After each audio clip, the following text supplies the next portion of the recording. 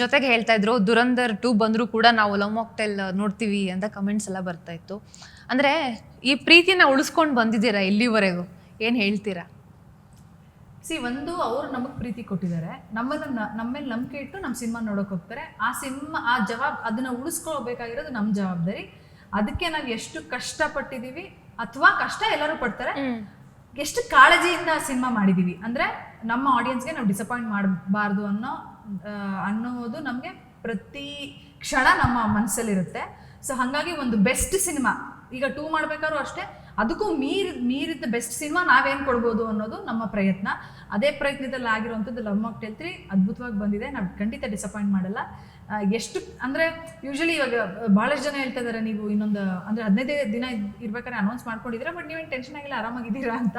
So ಅಂದರೆ ಖುಷಿ ಇದೆ ನಮಗೆ ಸಿನಿಮಾ ಪ್ರೆಸೆಂಟ್ ಮಾಡೋಕ್ಕೆ. ಅಯ್ಯೋ ಭಯ ಏನಾಗುತ್ತೋ, ಇನ್ಫ್ಯಾಕ್ಟ್ ಸ್ವಲ್ಪ 2 ರಿಲೀಸ್ ಮಾಡಬೇಕಾದ್ರೆ ಬಿಕಾಸ್ ಬರವಣಿಗೆ ಕಷ್ಟ ಆಯಿತು.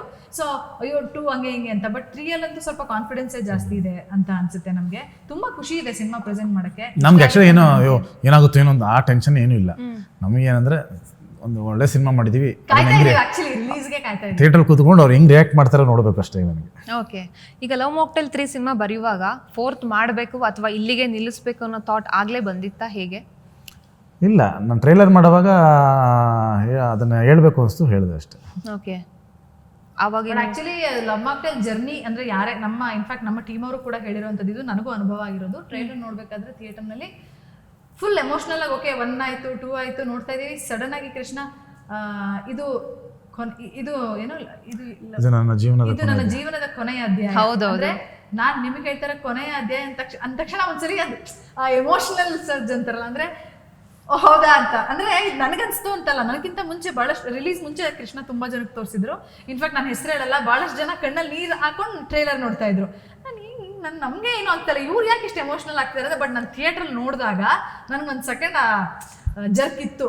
ಹಾಗಾಗಿ ಐ ಥಿಂಕ್ ಬಹಳಷ್ಟು ಲವ್ ಮಾಕ್ಟೇಲ್ ಫ್ಯಾನ್ಸ್ ತುಂಬಾ ಎಮೋಷನಲ್ ಆಗಿ ಅದನ್ನ ಟ್ರೀಟ್ ಮಾಡಿದ್ದಾರೆ, ಫೀಲ್ ಮಾಡಿದ್ದಾರೆ. ನಾನ್ ಟ್ರೈಲರ್ ನೋಡುವಾಗ್ಲೂ ಈ ಡೈಲಾಗ್ ಯಾಕೆ ಹೇಳಿದ್ರು, ಯಾಕೆ ಬೇಕಿತ್ತು ಇದು ಅಂತ ಅನ್ಸಿದ್ದಿದೆ. ಖಂಡಿತವಾಗಿ ಬೇಕಾ ಅಂದ್ರೆ ಒಂದೇನೋ ಒಂದು ಎಂಡ್ ಆಗ್ತಾ ಇದೆಯಾ, ಜರ್ನಿ ಎಂಡ್ ಆಗ್ತಾ ಇದೆಯಾ, ಬಿಕಾಸ್ ಇದೊಂದು ಆಲ್ಮೋಸ್ಟ್ 5-6 ವರ್ಷ ಟ್ರಾವೆಲ್ ಮಾಡಿದೀವಿ. ಹೌದು, ಎಸ್ಪೆಷಲಿ ಸಿನಿಮಾ ಇಷ್ಟಪಟ್ಟಿರೋರ್ಗಂತೂ ಅದೊಂಥರ ಹೌದಾ ಎಂಡ್ ಆಗ್ತಿದ್ಯಾ ಅಂತ. But I think it is for good. ಅಂದ್ರೆ ನಾವು ಏನ್ 3 ಸಿನಿಮಾಗಳಲ್ಲಿ ಬೆಸ್ಟ್ ಕೊಡಕ್ ಸಾಧ್ಯ ಅಷ್ಟು ಕೊಟ್ಟಿದೀವಿ. ಆ ಖುಷಿಯಲ್ಲೇ ರೌಂಡ್ ಅಪ್ ಮಾಡೋಣ ಅನ್ನೋ ಒಂದು ಥಾಟ್ ಕೃಷ್ಣ ಅವ್ರಿಗೆ ಬಂದಿದೆ. ನನಗೂ ಅದ್ರ ಬಗ್ಗೆ ಖುಷಿ ಇದೆ. ಓಕೆ, ಈಗ ಆಕ್ಷನ್ ಸಿನಿಮಾಗಳೇ ಜಾಸ್ತಿ ಆಗ್ಬಿಟ್ಟಿದೆ. ಈಗ KGF ಬಂದಾದ ನಂತರ ಅದೇ ಥರದ ಒಂದಷ್ಟು ಸಿನಿಮಾಗಳೇ ಜಾಸ್ತಿ ಬಂದಿರುವಂಥದ್ದು. ಇದರ ಮಧ್ಯೆ ಈಗ ಲವ್ ಸ್ಟೋರಿ ಸಿನಿಮಾಗಳನ್ನ ಮಾಡೋದು ಅಥವಾ ಈ ಸಂಬಂಧಗಳ ಬಗ್ಗೆ ಹೇಳುವಂಥದ್ದು ನಿಜವಾಗ್ಲೂ ಈಸಿ ಇದೆಯಾ, ಅಥವಾ ಥಿಯೇಟ್ರಲ್ಲಿ ಗೆಲ್ಲೋದು, ಜನ ಥಿಯೇಟ್ರಿಗೆ ಬರಲ್ಲ ಅನ್ನೋ ಕಂಪ್ಲೇಂಟ್ ಇದ್ದೇ ಇದೆ. ಈಗ ನಿಮ್ಮ ಸಿನಿಮಾ ಅಂತ ಹೇಳ್ತಾ ಇಲ್ಲ, ಜನರಲ್ ಆಗಿ ಹೇಳ್ತೀವಿ. ಏನಾಗುತ್ತೆ ಅಂದ್ರೆ ಈಗ ಆಕ್ಷನ್ ಸಿನಿಮಾ ಅಂತಾರೆ, ಆಕ್ಷನ್ ಸಿನಿಮಾಗೆ ಎಲ್ಲದಕ್ಕೂ ಜನ ತುಂಬಿಟ್ಟಿದ್ದಾರೆ. ಈಗ ಯಾವುದೋ ಒಂದು ಸಿನಿಮಾ ಎಕ್ಸಾಂಪಲ್ ಹೇಳ್ತಾ ಇದ್ದಾರೆ, ಬಟ್ ಮೆಜಾರಿಟಿ ಅದರಲ್ಲೂ ತುಂಬ ಸೋಲ್ತಾ ಇದೆಯಲ್ಲ. ನಾನು ಹೇಳ್ತಾರೆ, ಯಾವುದೇ ಜಾನರ್ ಇರಲಿ, ಆ್ಯಕ್ಷನ್ ಇರಲಿ, ಏನೋ ನೀವು ಫ್ಯಾಮಿಲಿ ಸಿನಿಮಾ ಆಗಲಿ, ಯಾವುದೇ ಇರಲಿ, ಯಾವುದೇ ಜಾನರ್ ಇದ್ದರೂ ಸಿನಿಮಾ ಚೆನ್ನಾಗಿ ಮಾಡಬೇಕು. ಸಿನಿಮಾ ಚೆನ್ನಾಗಿ ಮಾಡ್ತಂದ್ರೆ ಜನ ಬರ್ತಾರೆ. ನಾವು ಸಿನಿಮಾನೇ ಚೆನ್ನಾಗಿ ಮಾಡಿದೆ ಆ ಜಾನರ್ ಈ ಜಾನರ್ ಅಂತ ಮಾತಾಡೋದು ಲವ್ ಅಂತಲ್ಲ, ಮಾಸ್ ಅಂತಲ್ಲ, ಎಲ್ಲ ಜಾನರದಲ್ಲೂ ಸೋತಿದೆ ಗೆದ್ದಿದೆ. ಸೊ ಮಾಡೋ ಪ್ರಾಡಕ್ಟ್ನ ಸ್ವಲ್ಪ ಚೆನ್ನಾಗಿ ಕೊಡ್ಬೇಕಷ್ಟೇ. ಓಕೆ, ಇಷ್ಟು ವರ್ಷದ ಜರ್ನಿ, ಒಂದು ಸಕ್ಸಸ್ ಬೇಕು ಮನುಷ್ಯನಿಗೆ, ಇಲ್ಲ ನಾನು ಇನ್ನೊಂದೇನೋ ಮಾಡ್ತೀನಿ ಅನ್ನೋದೊಂದು ಸ್ಫೂರ್ತಿ ಬರೋದಕ್ಕೆ ನಿಮಗೆ ಅದು ಲವ್ ಮಾಕ್ಟೇಲ್ ತಂದು ಕೊಟ್ಟಿರುವಂಥದ್ದು ಇಬ್ಬರಿಗೂ. ಎಷ್ಟು ಬದಲಾಗಿದೆ ಜೀವನ, ನೀವು ಜೀವನವನ್ನು ನೋಡೋಂಥ ರೀತಿ ಬದಲಾಗಿದೆಯಾ, ಏನು ಕತೆ ಅಂತ? ನೀವು ಈ ಹಿಂದೆ love mocktail I think part 1 ಟೈಮಲ್ಲಿ ಅಂತ ಅನ್ಸುತ್ತೆ ಹೇಳಿದ್ರಿ, ನಾನು ತುಂಬ ಡೌನ್ಫಾಲ್ ಆಗ್ಬಿಟ್ಟಿದ್ದೆ ನನ್ನ ಜೀವನದಲ್ಲಿ, ನನಗೆ ತುಂಬ ಬೇಜಾರಾಗ್ಬಿಟ್ಟಿತ್ತು ಅಂತೆಲ್ಲ ಹೇಳ್ಕೊಂಡಿದ್ರಿ.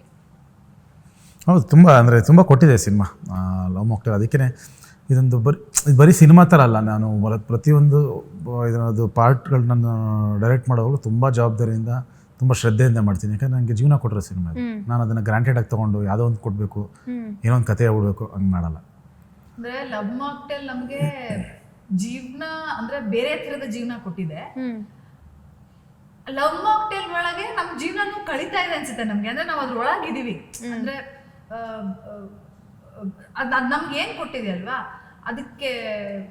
ಅದಕ್ಕೂ ಮೀರಿದಂತಹ ನಮ್ಮ ಜೀವನದ ಒಂದು ಏನಂತಾರೆ ಟೈಮ್, ಅಥವಾ ನಾವೆಲ್ಲವನ್ನೂ ಲವ್ ಮಾಕ್ಟೇಲ್ ಒಳಗೆ ಇದ್ದೀವಿ ಇನ್ನೂ ಅಂತ ಅನ್ಸುತ್ತೆ. ಆ ಯೂನಿವರ್ಸ್ ಒಳಗಡೆ ಇದೀವಿ, ಯಾಕೆಂದರೆ ಆ ಪ್ರೊಸೆಸ್ಸಲ್ಲೇ ಇದ್ದೀವಿ. ಅಂದರೆ ಲವ್ ಮಾಕ್ಟೇಲ್ 1 ಆಯಿತು 2 ಆಯಿತು.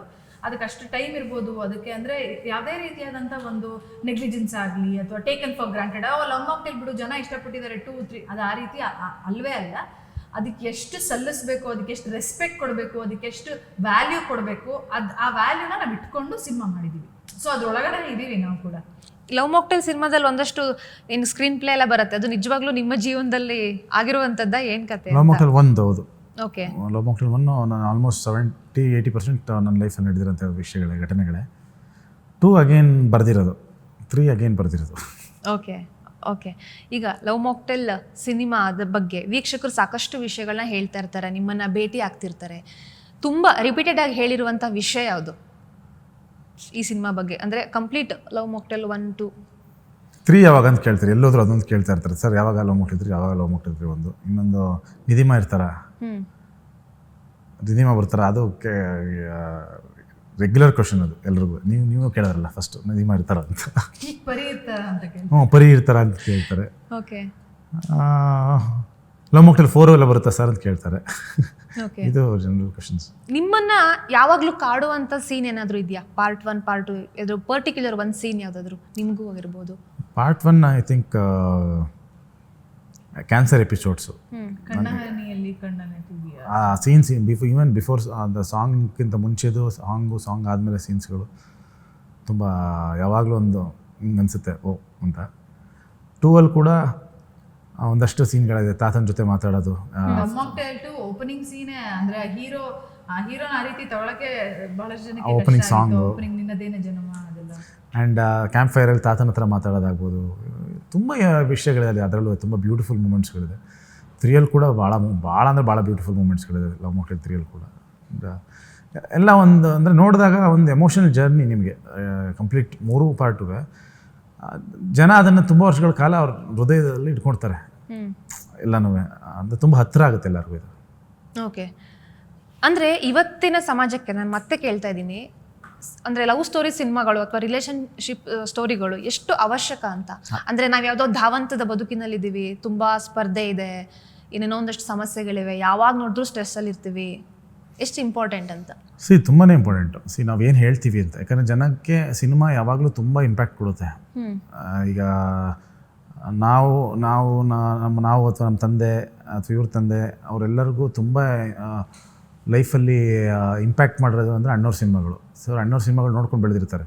ಸೊ ಹೇಗೆ ಬದುಕಬೇಕು, ಏನು ಬರೋದು, ಹೆಂಗಿರಬೇಕು ಅನ್ನೋದೆಲ್ಲ ಅಣ್ಣವ್ರ ಸಿನಿಮಾಗಳು ಹೇಳ್ಕೊಟ್ಟಿರುತ್ತೆ. ಸೊ ಅದೇ ರೀತಿ ಈಗ ನಾವು ಈ ಜನ್ರೇಷನ್ಗೆ ಏನು ಹೇಳಕೊಟ್ಟಿದ್ದೀವಿ, ಈ ಜನ್ರೇಷನ್ ಅವರು ಈಗ ಸಿನಿಮಾ ಅನ್ನೋದು ಒಂದು ಮೀಡಿಯಮ್. ನಿಮ್ಗೆ ಅಟ್ಲೀಸ್ಟ್ ಅದರಿಂದ ಒಳ್ಳೇದು ಹೇಳ್ಬೋದು ಜನಕ್ಕೆ, ಏನು ಮಾಡಬೇಕು ಏನು ಮಾಡಬಾರ್ದು ಅನ್ನೋದನ್ನು. ಸೊ ಅದನ್ನು ಎಂಟರ್ಟೈನಿಂಗ್ ಆಗಿ ಒಂದಷ್ಟು ವಿಷಯಗಳು ಹೇಳ್ಕೊಂಡು ಹೋಗ್ತೀವಿ. ಅದರಿಂದ ಯಾರು ಏನು ತೊಗೋತಾರೆ, ಎಷ್ಟು ತೊಗೋತಾರೆ, ಅದಾಗೆ ಅವರವರ ವೈಯಕ್ತಿಕ ಬಿಟ್ಟಿರೋದು.